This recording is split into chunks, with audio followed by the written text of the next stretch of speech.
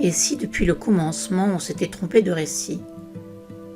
Depuis des siècles on raconte une histoire, celle du spermatozoïde en héros, en guerrier, en conquérant. Une course effrénée, un seul gagnant, la victoire du plus rapide et du plus fort. Ce récit nous l'avons cru intégré, enseigné, comme une évidence biologique et comme un miroir de nos systèmes sociaux, basés sur la compétition. Mais la science murmure désormais autre chose, une vérité plus subtile, plus vibrante et surtout plus juste. Ce n'est pas le spermatozoïde qui choisit, c'est l'ovule. Loin d'être cette entité passive attendant qu'on vienne la féconder, l'ovule est active, sélective, souveraine.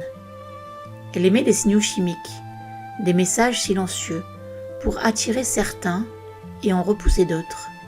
Non, tous ne sont pas invités, non, il ne suffit pas de foncer pour être reçu. Ce mythe déconstruit bien plus que la fécondation, il déconstruit un paradigme. Car dans cette relecture, ce n'est plus la force brute qui gouverne, mais la résonance, le magnétisme. Ce n'est plus l'intrusion qui triomphe, mais l'harmonie. Et ce n'est plus la conquête qui décide, mais l'intelligence du vivant, la rencontre de deux vibrations. Et soudain alors, tout s'inverse. La plus petite cellule du corps humain, le spermatozoïde, se présente à la plus grande, l'ovule, et il attend d'être choisi. Ce n'est plus un combat, c'est une rencontre. Ce n'est plus une compétition, c'est une alchimie. Et cela nous interroge nous aussi, dans nos relations, dans nos choix, dans notre manière d'aimer ou de créer.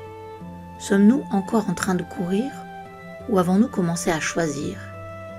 Car derrière cette simple leçon de biologie se cache un principe fondamental.